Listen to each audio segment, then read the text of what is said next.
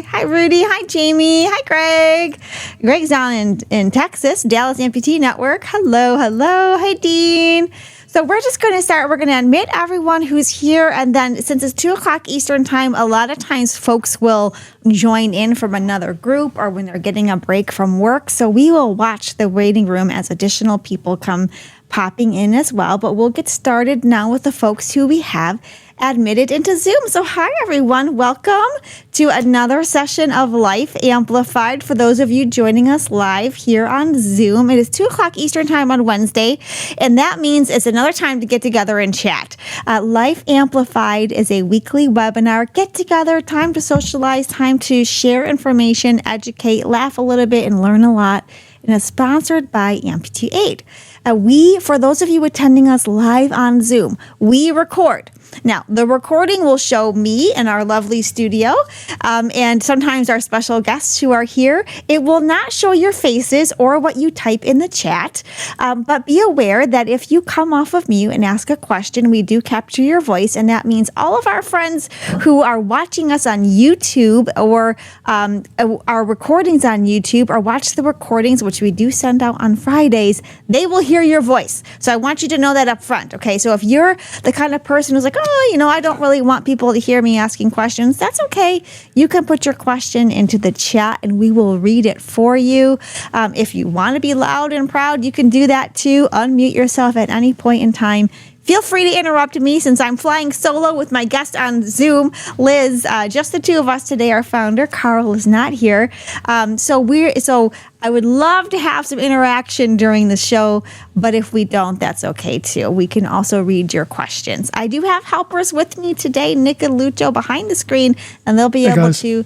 Hi, thank you, Nick. Yes, okay, so Nick will be my voice from behind the screen, like the Oz, right? Like the Wizard of Oz popping in if we don't get any engagement, but just know that you can unmute anytime and ask questions. You will see people coming and going as we get started with our hour together, totally normal, but we are going to get started. Now, I all love, for the people who are joining us live and watching our recordings on YouTube, I like to know where you are all from. So we are located right here in Pittsburgh, Pennsylvania. We are a Pittsburgh-based nonprofit that serves folks nationwide who are living with limb loss and limb difference. One of the many things we do is get together every Wednesday at 2 o'clock. We do a lot of other things. If you're looking for resources, help paying for your prosthetics, for your conferences, for your co-pays, we do those as well. Resource navigation, socialization, getting you in contact to provide support for your other services. We can do those things too, but we really love getting together on Wednesdays and talking. But I want to know where you're all from as well. So please put in the chat where you are from. Hi, Dean from Miami. Thank you for checking in as always. I already called out Greg from Texas. We got some Texas people, probably a lot warmer down there than it is up here in Pittsburgh, right, Nick? It's like suddenly winter. Oh, it's cold here. Yeah, it was like I woke up and where's the snow? I don't want to jinx us, but I feel like it's coming. Liz is also here in the Pittsburgh area, and she'll introduce herself in a little bit. Hi, we got some friends from Pennsylvania. Hi, John, another Pennsylvanian. And we've got Chicago in the house as well. If you're watching on YouTube, hi to YouTube. Put your contact information, well, maybe not your contact information, but your location at least in the chat on YouTube so we know where you're from. If you want us to contact you, you can email us separately at info@amputee-aid.com and we'll get in contact. So thank you for joining us. Now, this week is a continuation of our special guest series. And we have a special guest joining us on Zoom, which is Liz. Hi, Liz. Let's see you wave your hand so everyone knows who you are. Thank you for joining us. Say hi so we make sure you got your volume right, because you might not know, but we are chronically plagued with volume issues in our studio. So let's test it out. Liz, can we hear you? We can. Now, I'm going to ask Nick if he can turn it up so that I can hear, because I can hear you over our screen, and I want to make sure that I can hear all the wonderful information that you're sharing. Can I get some thumbs up? For those of you who shared, who are joining us live on Zoom, thumbs up, emoji, something in the chat so that we know that you all heard Liz too. Thank you, Greg. Okay, so we are hearing you. Wonderful. Okay, so Nick and Lucho, crisis averted so far, but we got a whole hour, so let's see what other audio issues we can come up with.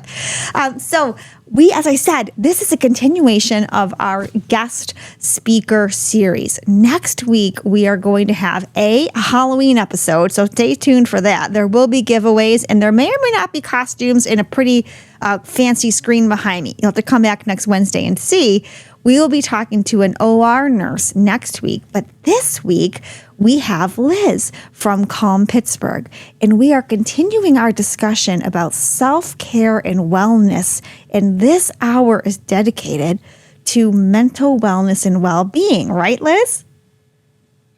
Yeah, and so we're very grateful to have you here to share your insights from a professional perspective on various topics, some of which we got from social media, which I'm going to be asking, that are related to your mental health and well-being.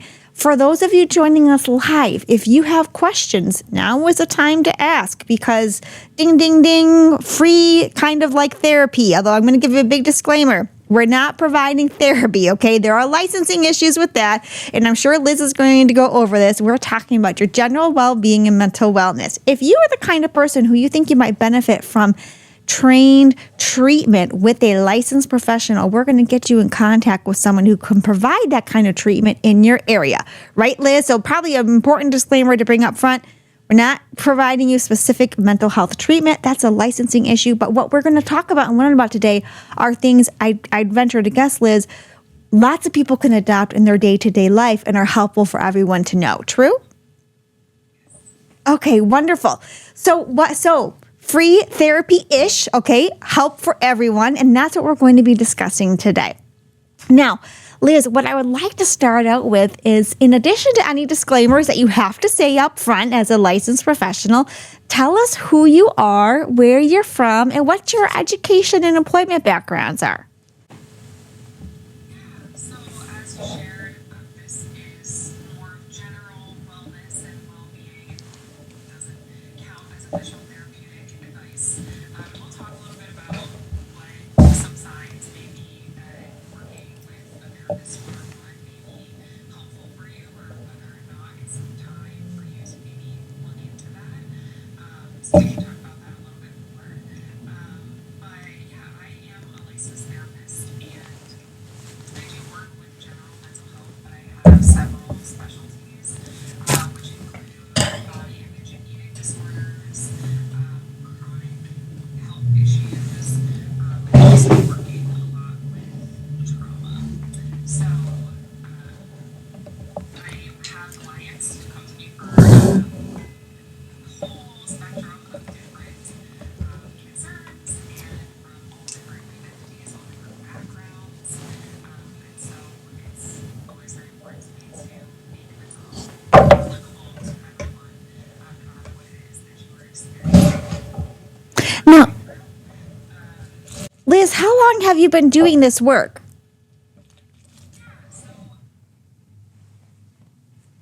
For about 5 years.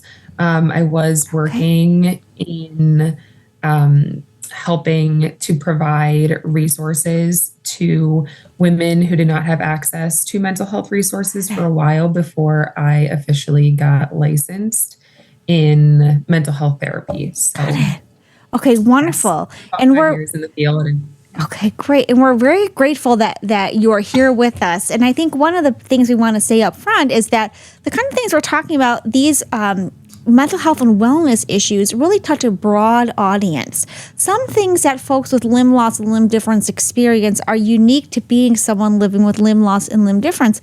But a lot of things like self-confidence, body image, relationship issues, anxiety, stress, those are kinds of things that lots of people experience. Am I right? yes. Yeah. And so in Yes. some ways, we don't want people to be ashamed to ask these questions, because I wonder if you find in your practice, a lot of people are walking around every day feeling those kinds of feelings, right? Yes, Yeah. definitely. Okay. So what I'd like to do, and by the way, I saw Greg. Thank you for saying "Go Steelers." Although I'm sure the Pittsburgh people like that. I'm a Detroit Lions person from Detroit, so I almost pretended that I didn't see that comment, Greg. But thank you. I'm sure Nick and Lucho, who are here with me today, are proud to see the "Go Steelers" sign. But I will say no comment. So Liz, what I'd like to do is we solicited questions from social media, and I pulled some of those questions for us to start with. And I would love for you all to chime in if you have questions, comments, things that maybe you don't want to ask for yourself, but for your friend, your brother, your neighbor, the person at church, the person you met in the grocery store, John Doe, whoever. You don't have to out yourself. You can put a question in the chat or ask it, and we'll weave that in as well. But Liz, if you're okay, I'd like to start with what questions we did receive. Is that okay? Yeah, sure. Okay, wonderful. So here's a key question, kind of in line with our opening statements that I think we should address up front, which is, how does someone know when it's time to seek out professional treatment as opposed to they're just having a couple of bad days? Like, how do you know, like, maybe this is a time where I need to talk to a professional? Yeah, so there is definitely a lot of nuance to this question.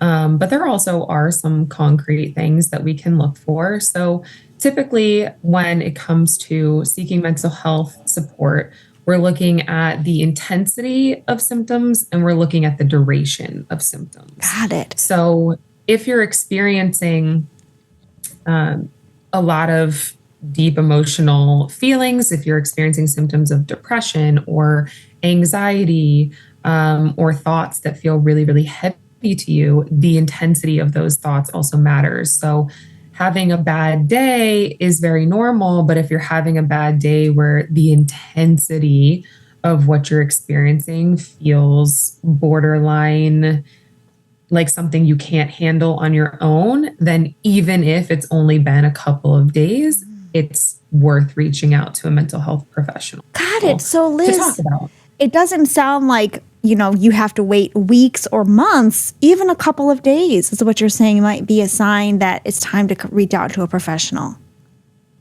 Yeah, if there is that intensity, it can be helpful to reach out before you hit rock bottom sometimes. Therapy is not only for people that are in an active crisis. And I think that is something that as a society we're starting to embrace more, that therapy can be for preventative mental health. It can be for general mental health and general care. Sure. It doesn't have to be that we're actively experiencing a crisis or a trauma to seek help. Great. Okay. And thank you for the folks who are joining us as we're chatting. Hi to all of you. Please put in the chat where you're from. Nice to see you joining us. And this is Liz, who's a licensed mental health professional from Calm Pittsburgh, and is giving us her time today to talk about overall mental health and well-being. So thank you for joining us. And if you have questions, put them in the chat, unmute, and ask them. We'll weave them in as we go along. Okay. So hi, Fort Worth. Oh, another Texas person in the house. Hello, Texas. Okay. So Liz, when we talk about signs that people are experiencing that, so would suggest it's time to seek out professional help. It doesn't just have to be your thoughts, right? Some people, I read somewhere that some people, they manifest how they're feeling differently. Maybe it's lack of sleep, or your appetite changes, or you get what we call in my family the bubble guts, like, ooh, that feeling. So can you talk a little bit about that? Like, what are types of signs and how do they manifest? Like, what are the things people should be looking for?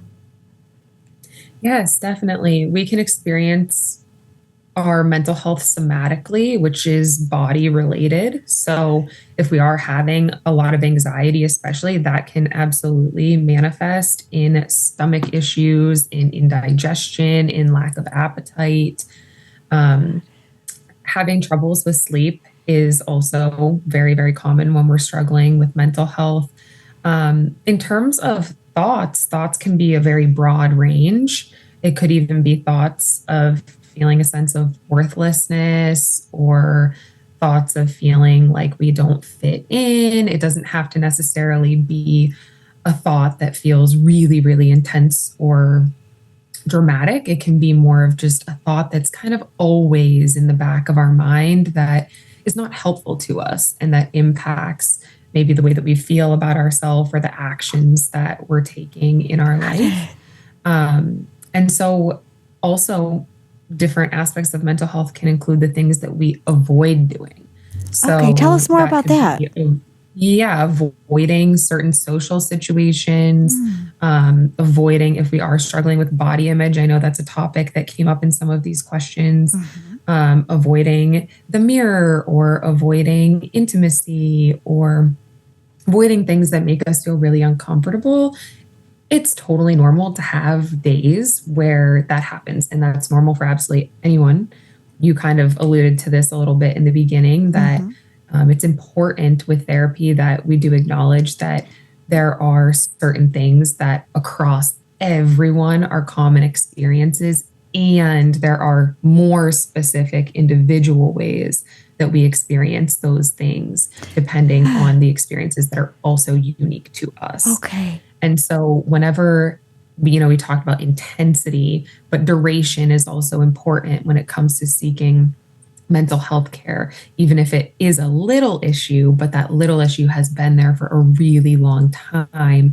That's also another reason why we may want to seek mental health care. So if we're constantly avoiding social situations, that has a snowball effect on our life. If we need connection, and if that's something that we're lacking for a long period of time in our life, that can start to impact other aspects of our mental health too. Got it. So that's a great point, Liz, and obviously you're going to have a lot of great points, but I think it's worth pointing out and really emphasizing to people that it might be a small thing that you are avoiding doing, but if it's consistent and or it's a big thing to you, those are also signs. So we're not looking for like the big meltdown scenario or the huge thing that you're worrying about or the big thing you chose not to go to. Even relatively, quote, normal or smaller things in combination, or if they're important to you, can be signs that there's some behaviors going on that should be addressed professionally. Is that what I'm hearing, Liz? Yes. Okay. Yeah, definitely. Got it. And it's a general rule of thumb when it comes to more of those somatic symptoms. We tend to say like about 2 weeks. So, everyone's going to have a bad night of sleep from time to time. If you're going on more than 2 weeks and that's something that you're still struggling with, especially if it does feel connected to either thoughts or emotions, then it definitely could be helpful to seek mental health care. Got it. Okay, thanks for clarifying that. Now, and there was a comment in the chat that I wanted to read because I think it would be helpful to kind of set the stage here. We had received a comment that this person struggles with this feeling or thought of it's my fault. Kind of like when you're walking about the day thinking, I'm to blame for this, I'm at fault for that. And you take on that kind of blame and fault or go about the day feeling that way a lot of the times. That could be a sign that maybe, I don't want to use therapist words because I'm not one, but you're like internalizing. Is that the right word? Is that kind of? Yeah. Okay. Yeah. Okay. So there are a lot of reasons that can lead us to feel that way.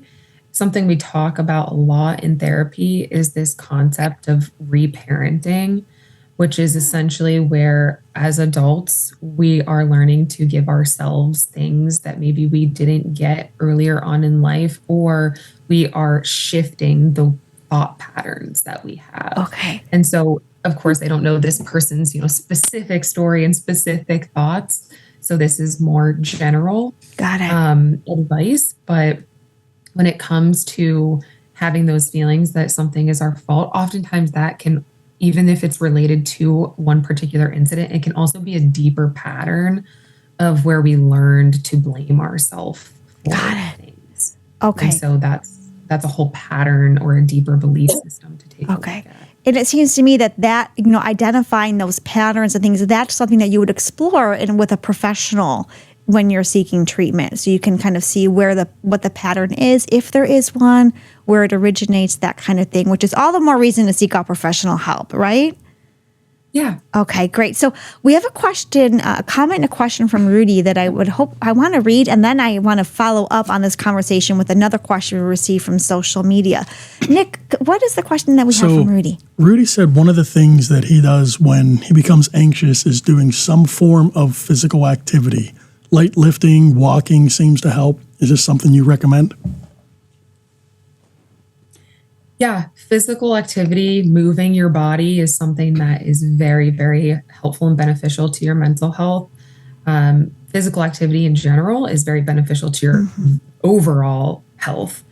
And anything that benefits your overall health also benefits your mental health. Yeah. But oftentimes, physical activity is particularly helpful because it is moving a lot of that energy and those emotions in our body. So sometimes when we think of mental health, we think of just the mind. But like we were talking about before, those symptoms and feelings and emotions live in our body too. And so when we're doing physical movement, that can help to process what we are experiencing in our body. Some people find it more helpful to really be with and to feel the sensations in their body. Some people find it more helpful to process things mentally. I think it's the most helpful to process mental health from both. The physical and also the mental. Got it. Because I was going to ask you, Liz, are there any specific kinds of physical activity that are better or worse? And I wonder if maybe it's person specific.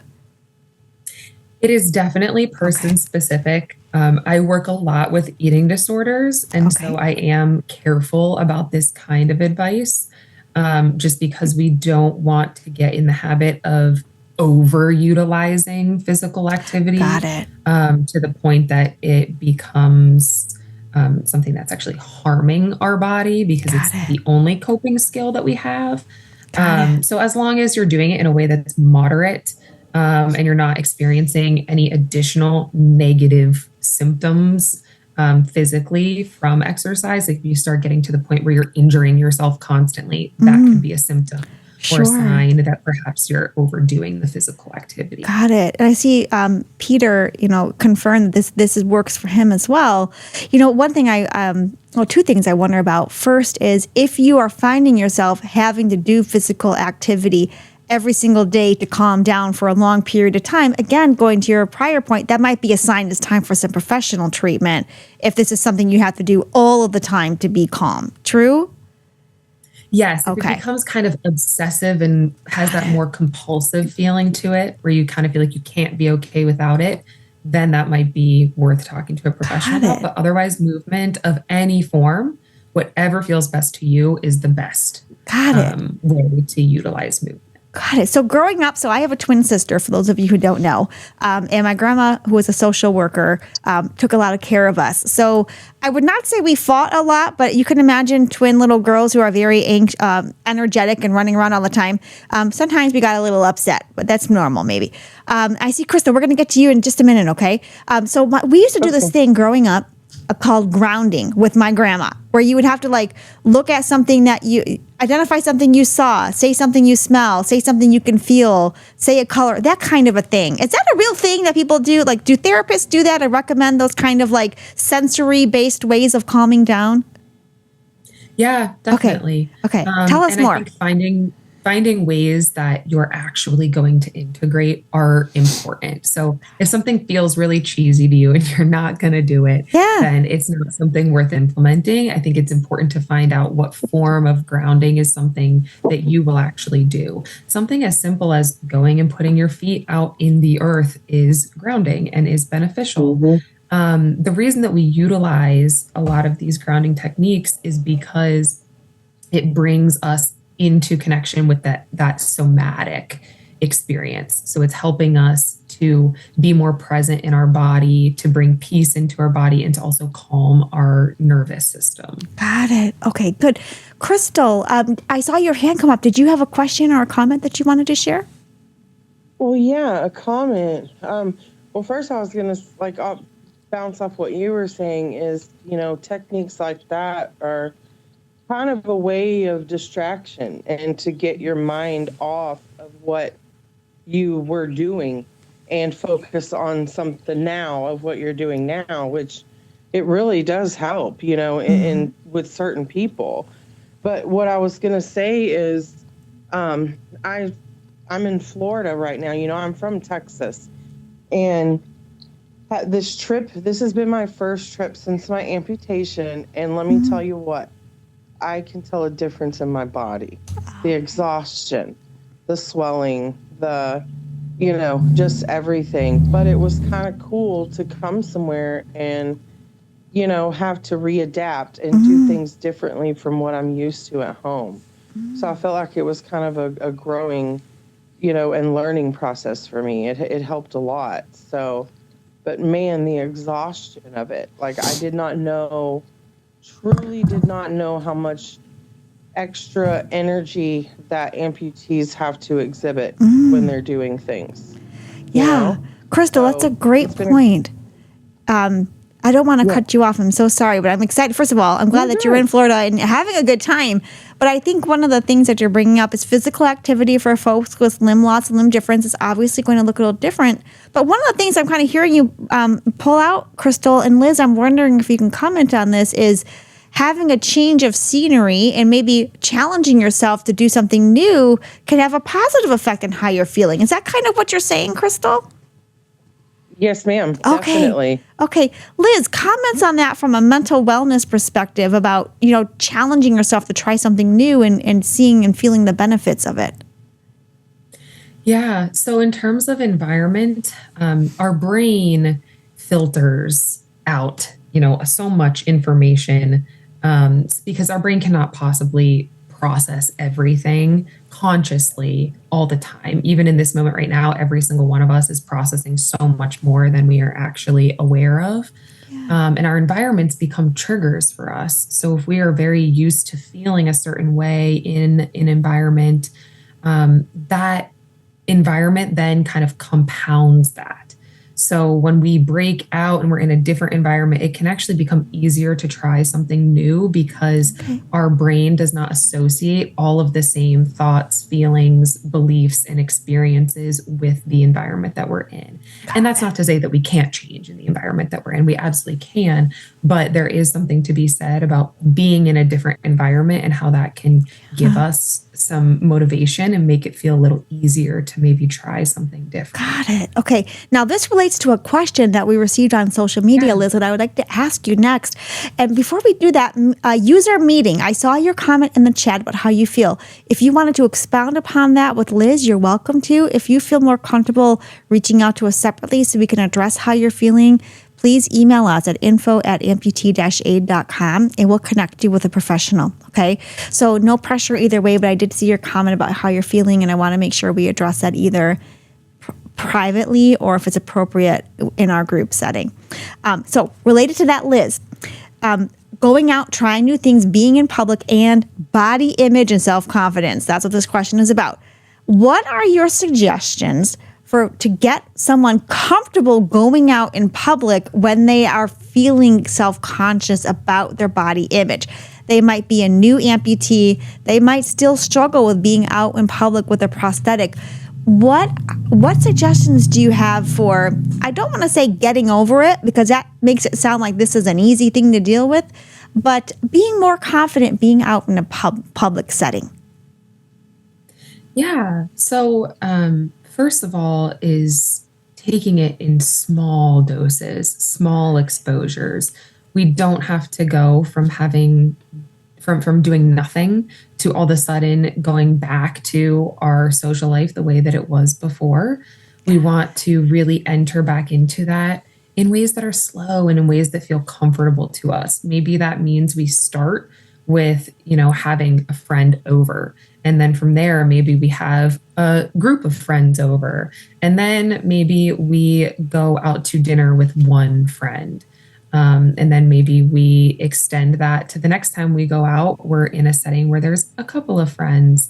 Or maybe we're going out to a social event for just 1 hour instead of for the whole night. So we really want to build that confidence slowly, because if we go all in and we end up feeling really uncomfortable or not having a good time, then that's going to start programming our brain to not want to do it again.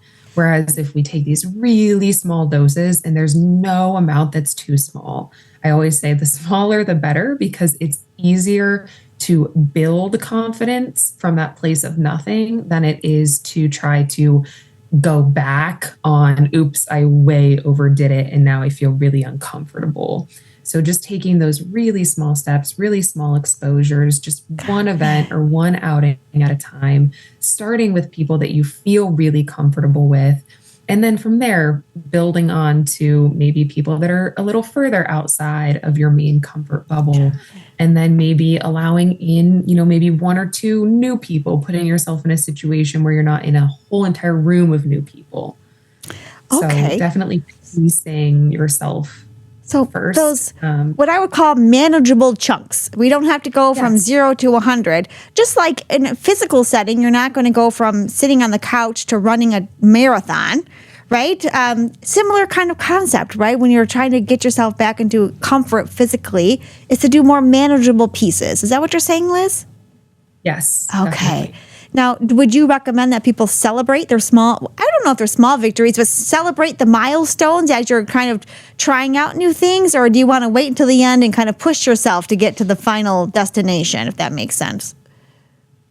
Yeah, I think that that's based on personal preference, but I do think it's helpful to celebrate each small step because that is just solidifying those new brain pathways even more. So our brain is very malleable, very flexible. We have these pathways that we operate from, these main belief systems, main thoughts, but they are changeable. And the more that we repeat something over and over again, the more that new pathway gets changed. So when we do celebrate the little things that we do, we're sort of emphasizing that new pathway to build it even stronger. Got it. Do you find, Liz, that it's easier to get back into a public outing or kind of doing something that you used to do if you're doing that with a partner or like a mentor or a friend or like a support system kind of, or a support person? Definitely. That can be very helpful, and that's something I would definitely recommend. Okay. If you have that. Good. So for all of you watching us, either live or on YouTube or maybe on TikTok, I forgot. Hi, TikTok. We're doing behind the scenes on TikTok for our folks over there. Keep in mind, there are a lot of amputee and limb difference friendly conferences that Amputee Aid can help you identify and attend. And that means helping you pay for it too, where you can engage with like-minded people and people with the same lived experience as you, getting out and doing public things. So all the more reason to do those. I see Van Gregory. Hi again, Van Gregory, our friend who attends those things. He's like, man, I think you should run for president because you would probably win. And he does those things. He's shaking his head. No, okay, we won't nominate you, but if you did go, you'd have my vote. But he does those conferences, and that's a great thing to do because you get out involved and back into the swing of a public setting with folks who have similar experiences as you. I won't call you out, but if you have any comments, Van Gregory, you're welcome to share them about going out and doing those conferences. He's got his hand. Okay, good. He got his hands up. Let's hear you. Go right ahead. I most certainly will. I hope my background isn't too distorted or anything. You're okay. However, I just got back Monday from Tampa, Florida, with the help of Amputee Aid and funding for my flight to and from Tampa, and also the hotel stay at Hilton Hotel there in Tampa. So I was there for a hangar field day event, which was put on by Hangar, and it was at Dick's House of Sport. And it was awesome, I'm telling you. I would encourage you all to seek out Amputee Aid for whatever reasons you may. They've been very helpful. Oh, thank you. Home renovations, medication, food, car modifications, travel, expenses, things going back and forth. And also just to encourage others to join in and participate in some of these Zoom meetings on Tuesdays as well. It's very informative. They have all sorts of information. And I'm going to try to get them connected with some other non-profit organizations possibly do some other funding for some other like kids groups and some camps. Yes. And some actual sponsorship for different events. I know we have one with Dallas Amputee Network. Hey, Greg. Hey, Greg. Yeah, Greg's on there.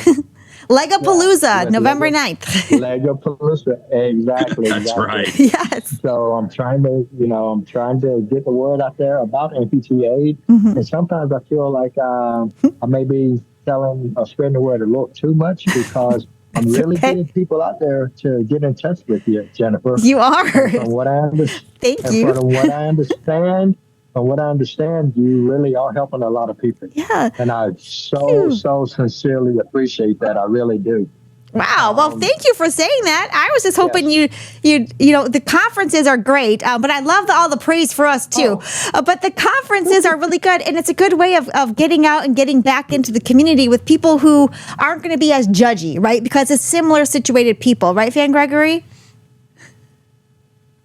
Yes, Okay. definitely. And I can speak to the conferences. A month ago, I was at Empower Fest in Mm-hmm. Phoenix, along with the Yes. Dallas Amputee Network and Brad Schauser, and a group of us went down there from Dallas.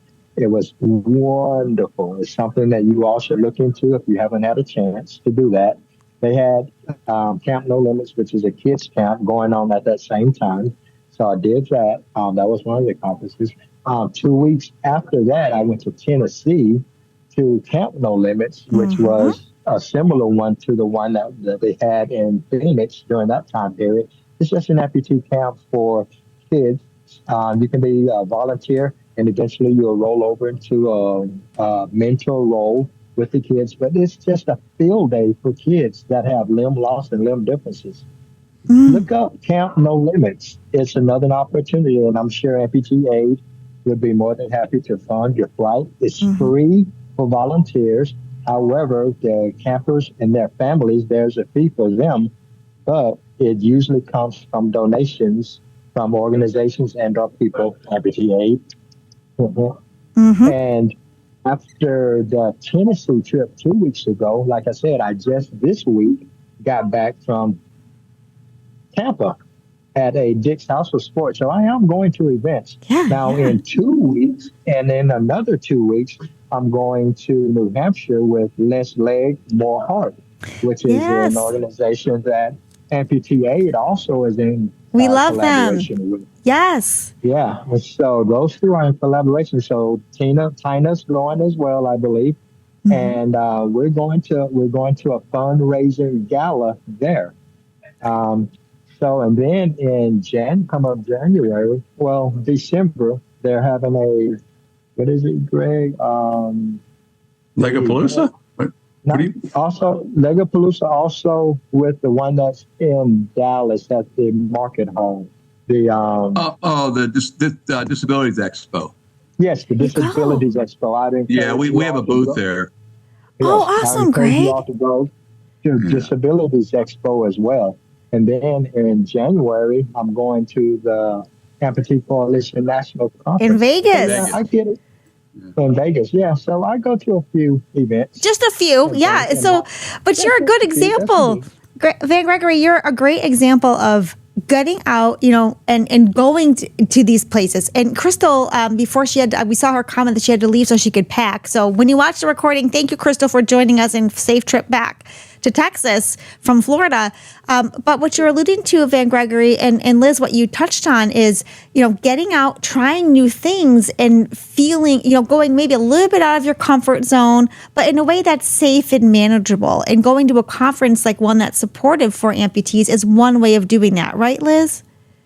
Yes, absolutely. The more that you're surrounded by community and people with similar experiences and who understand, the easier that it will be to form connections. Okay. Now, I saw some... go ahead, Van Gregory. Jennifer, if I may say, and along with Sure. what Liz just said, not only is it important for us to get out in the amputee community and do amputee events, right now, I'm at school right now, the school Look at campus. that. I'm in a dance class that I just finished. So right there in that platform there, my dance class, which is an improv dance class, we just got finished performing for people who were standing up on that Oh, area cool. right there, that stadium sit area. So I'm here at this campus right now, and I'm doing a after-class assignment of observation. And prior to the dance class, I was doing a self-defense class. So it's Nice. important for us to get out and do these things just so that we can bring more normalcy. Thank you. I appreciate it. It was wonderful. I had a blast. Thank you. See, people, just right there, that's like the very person that walked by and was like, you did wonderful There out you there. go. So we have to bring that exposure to our community and make it normal. I mean, Yes. I'm getting out there. I'm going. So Yes. Well, Van Gregory, you touched on another question, Liz, that we received on social media that I want to ask you. While I'm asking this question, I saw some comments in the chat about ways to challenge yourself, and I would love you all to share, and then we will read them before we're done, of ways that you try to maybe push yourself outside of your comfort zone or do something to make yourself happy. Put them in, and we'll read all the comments in the chat before we end. Liz, on the point that Van Gregory raised, another question that we received is, what are your suggestions for ways to feel more comfortable with your body? So body image in general, for amputees, that's going to sound a little bit different, right? For folks who have a limb difference or a limb loss. But any suggestions that you have for maybe accepting your body the way it is, or being more comfortable being in public with your body the way it is, from a mental wellness perspective, Liz? Yeah, so our bodies, when it comes to acceptance, we don't have to love the way that we look. And this applies to anyone, and this also applies to amputees. And so there's kind of this myth that if we really are comfortable in our body, then we're able to say, I love my body, I love the way it looks. And at the end of the day, what we're really trying to aim for is body neutrality, which is a place where how we feel about our body does not impact the way that we live our life. We can acknowledge that maybe we feel different in our body. We can acknowledge that maybe we don't feel the most confident that we have felt. We can acknowledge the truth in what we're feeling, and we can also move forward and still do the things that we would like to do, even if those things look different to us. So it's really important that we have this and mentality. And if we just try to push away the negative things that we feel, I'm sure everyone's heard of the concept of positive affirmations, which is telling ourselves things like, I love my body. Those actually often aren't super helpful to us because they deny the reality of what it is that we really feel. So acceptance is the acknowledgement of that feeling, and then it's bringing in that and statement. So I don't feel that great about my body, and I still deserve love, or I still deserve to date. I still deserve to dance. I still deserve to have fun. I can still do those things even if they look different for me.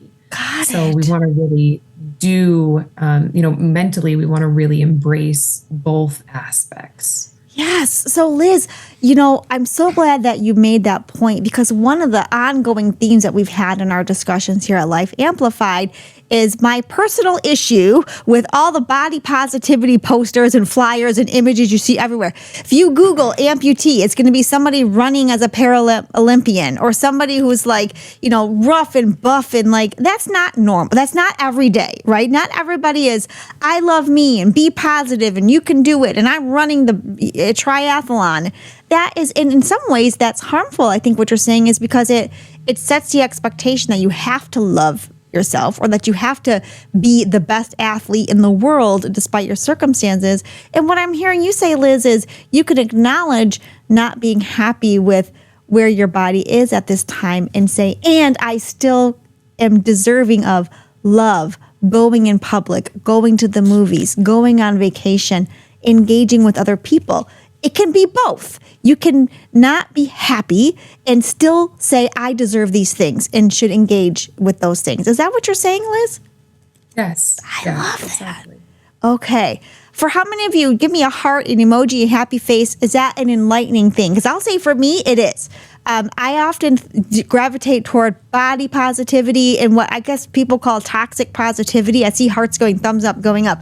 And I think it's hard for some people to say, you know what, I can do both. I can not be positive about my body and still be positive about the things I want to do in my life. That's a big takeaway. I love that. Yes, see lots of thumbs and hearts up. Yes, and some confetti cannons. Great tip, Liz. Now, on this point, you mentioned one of the ands being relationships. So I'd like to turn there for a moment, and then I'd love to read some of the comments that we received from our people attending live on Zoom today. what suggestions do you have from a mental wellness perspective about how you share with people that you're engaged in a relationship with? Maybe it's your spouse, your significant other. It doesn't even have to be romantic or intimate, just a relationship that you have that, you're not really feeling confident today. And so you don't want to engage in intimacy, or you don't want to go out today. Because that kind of carries with it an extra feeling of a burden or guilt, because now you're bringing the other person down too. What are your suggestions from a mental wellness perspective about how you share with someone else that you're really not feeling good about yourself? Yeah, that's going to probably look different depending on the situation and how comfortable you are with the other person. But I think one thing that applies regardless of the situation is shifting how we think about intimacy, because intimacy does not have to only be physical. In fact, just sharing something that's vulnerable for you is intimacy. That is building an intimate connection with someone.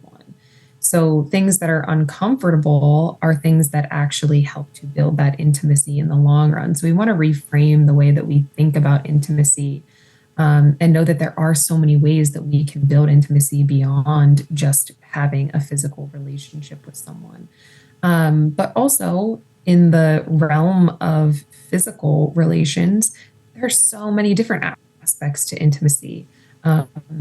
A back rub, a shoulder rub, a very gentle, loving touch, a hug, all of those things can also build intimacy and also can meet and fulfill those needs for physical connection.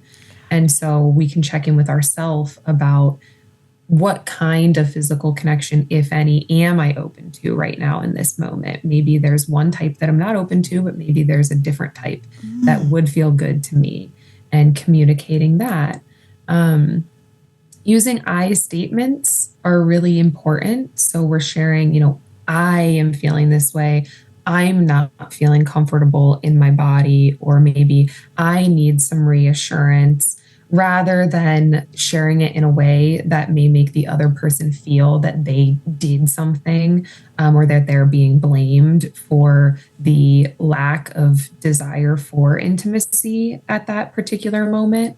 And really just having awareness around the way that we communicate that, and making it more about how we're feeling and what our experience is when we do share that with someone. Got it. And let me just say, from a professional's perspective, the I statement tip, that transcends every context you could ever imagine. We're not just talking about your relationship. If you are in work with your coworker and you have an issue, please use an I statement, all right? Because nothing kills your coworker's confidence or your relationship in your office more than you did this or you did that. So those I statements, that's something you can carry over into multiple contexts, right, Liz? Yes. Yeah. Okay. Now, am I right that, going back to one of your prior tips for us, if you are avoiding a relationship or parts of a relationship for a sustained period of time, that might be a sign that it's time to get professional help. Is that right? Yeah, if it's something that is bothersome to you. Got it. So that's another thing we talk about when it comes to mental health support is everyone is different, and there's a lot of nuance. Some people are perfectly fine with certain things, whereas other people, it really impacts their overall satisfaction and quality of life. So we also want to point that out, because just because something is, societally normal or something that most people would want or do, if you genuinely don't have a desire, you don't have to push yourself to do something you don't actually want because you feel pressure to. But if there is a part of you that really feels like that's lacking in your life, like it's something you want for yourself, and you're really struggling to put yourself out there, then that's definitely something to work through. Got it. So it's not just that there's an avoidance or a lack of the behavior, but that it causes you some type of distress or feeling that you're missing out. It's something that you want to do, as opposed to, you don't just do it because everyone else is, so to speak. Got it. Okay. Now, and are there therapists who focus specifically on what we've been calling the big R relationship, or the 3-letter word sex. I don't know if I can say it on YouTube. Can I say that, Nick, on YouTube or TikTok? Absolutely. I'm allowed to. Okay, well, I'm not going to anyway. Y'all heard me spell it out. Okay, my Midwest conservatism is is coming out a little bit. Are there professionals who focus specifically on that issue? Yes, I'm actually in the process of getting certified in that type of therapy. And at Calm Pittsburgh, we're actually known for, again, I have no problem saying the word, but I don't want to get us banned on YouTube for that type of therapy. That type of therapy, the big R therapy. Okay, Yes. got it. All right. So if this is a behavior that you're avoiding for a sustained period of time, and it's impacting your life, and you desire to engage in that behavior, but you're not, that would be a time to seek out professional help with that specific type of professional. Is that right, Liz? Yes. And ASECT, which is AASECT, is one of the largest governing bodies of those types of therapists. So you may be able to find on their website therapists near you that do specialize in that type of therapy. Thank you for sharing that resource. And we will include it, everyone, when we send out our recording email on Friday, as well as in our comments to our recording. We'll share that resource. That brings me to another question that we received on social media, which I will read now. And that'll be the last of our social media questions. So you all, as we're wrapping up our time, if you have a question for Liz, now is the time to either raise your hand or put the question in our chat, and we will ask it while we still have her time before we close out our session today. But on this point of resources, Liz, the last question that we received on social media was, where does someone go to find help? Do you Google? Is there a database? Where would someone start if they're looking for professional help? Where would they go, or what would they do? Yeah, so Psychology Today is one of the most well-known platforms. If you go on Psychology Today, you can see a lot of information on therapists. You can filter based on the type of therapist that you are looking for. But there are a lot of other resources as well, and I can definitely email you a list of some of those. There are some different websites that will specifically help you to find therapy that is able to be shifted based on income levels so that it's accessible, therapy for very specific different niches and different topics. So there are lots of different options, but in just the most broad range, Psychology Today is known as one of the better databases for finding therapy. Okay, great. So start there. So don't just Google, okay, although you could probably go to a reputable source, Psychology Today being one of them. And Liz, I would love for you to email any other resources that you have so that we can share them out with our group, both the folks who are attending live here with us now, as well as the folks who watch our recording, so that we can have that as a starting point. And of course, it seems to me that you would want to, vet your options and talk with different professionals to see who mixes well with you, both availability, cost, as well as personality, right? Yes, definitely. Okay. And I think finding a therapist is a lot like having a relationship with anyone else in terms of dating. Of course, it can be hard because you're sort of telling your whole story and you don't necessarily want to do that over and over again to someone new. But if it genuinely doesn't feel like a good fit, I think it is important to try someone different. There are so many different approaches to therapy, so many different types of therapy. And especially when you are coming to therapy with something really specific that you're wanting to talk about. So I shared that I work a lot with clients with chronic illnesses. A lot of clients that come to me with chronic illness have been sort of unintentionally upset by other therapists who do not understand their experience just because it is something so specific. And so if in any way you feel that way, it's not usually intentional. But if you find a therapist that feels like your experience is not being validated then I think it's important to find someone who does make you feel validated. Yeah, that is such a great point, Liz, especially for folks from the limb loss and limb difference community. It seems to me that if that part of your identity is part of your mental health journey, then you want to find a therapist who understands. They might not be someone who's with limb loss and limb difference. They might be a supporter like me, whose grandmother was a bilateral amputee. But it seems to me that if that's important to you, then you'd want to find a healthy professional match, someone who also sees that as an important part and can weave those experiences into your treatment. Is that what you're saying, Liz? Yes, definitely. And you can always send an email, or on Psychology Today, there's typically a section where you can message a therapist before working with them. You can express any upfront concerns that you may have or anything that you want to make sure will be understood by the therapist. And you can express that upfront before even meeting with them and just kind of see their response to that. And then you can go from there as to whether or not you feel like it's a good fit. Okay, great. Thank you for sharing that. Now, Nick and Lucho, I see we have some comments. I'd love to get to them. While you're getting them, y'all remember, this is your last couple of minutes to squeeze out some professional advice, okay? So this is your chance. If you want to ask a question, you can type it or raise your hand. On the point of therapists, Liz, is, I think Psychology Today also shows sometimes whether there is insurance being accepted. So obviously that's something that you would want to take into consideration. Everyone attending and watching our recording, you want to look at what the coverage and cost would be. If you need help, let us know. We can research that with you here at Amputee Aid. If there is a copay or a cost for continued sessions, for us, that is considered part of your health, and we would love to help you with that as well. So just floating that out there for all of you. Nick, what kind of comments and questions do we have in the chat? So Tina said she joined a couple local fitness classes weekly, and she also teaches children Wednesday nights at church, and will soon be traveling to New Hampshire. Yes, with our friends at Less Leg, More Heart. So engaging in those things with other people can really kind of benefit you as well and make you feel better.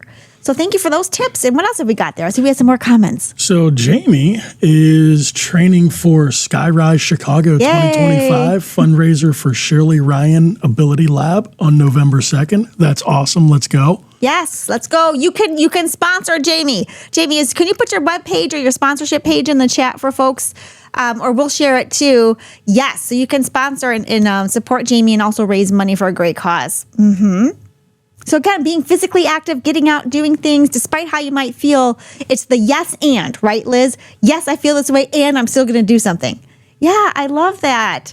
Thank you, Todd. Okay, Todd, great job, Liz, from Todd, who is very well respected in the amputee community. So that's getting the seal of approval from somebody who's a big wig, I would say, in a good way. Thank you for sharing that. And thank you for coming, Todd, and listening to our session today.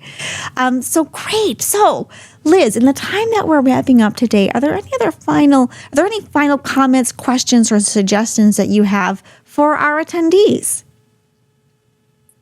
I think we did maybe have a question about self-care that we didn't ever fully get into. So maybe just the last note of, mental health also can look a lot of different ways. Again, anything we do to take care of ourselves is showing ourselves self-respect and is beneficial to our mental health. Kind of on the note of body neutrality, even when it comes to self-love, there's this idea that it has to be this really positive thing. And self-love is really more about self-respect, the way that we treat ourselves, the way that we talk to ourselves, the things that we do to take care of ourselves and to take care of our body, and to know that no matter what our body looks like, no matter the ways that our body may be the same or different from someone else, we still deserve to take care of our body. Yes. And really emphasizing that in our own life, and whether that's just through our daily habits or whether that's through the ways that we integrate self-care, which doesn't have to be indulgent or elaborate. Self-care can just be something as simple as 5 minutes a day I go and I ground myself outside, or taking a warm bath, or even just shifting our thoughts throughout the day. All of those things are forms of self-care. Yeah, thank you, Liz, for sharing that. And that's a great point that you're bringing up, and similar to what we talked about last week for you all who attended last week, our Mary Kay party, which was also about self-care, although I mentioned, toxic positivity, I'm going to use something that's very meme-ish, which is that saying self-care isn't selfish. I know that's all over it. It's kind of hokey, but it's also true in this scenario.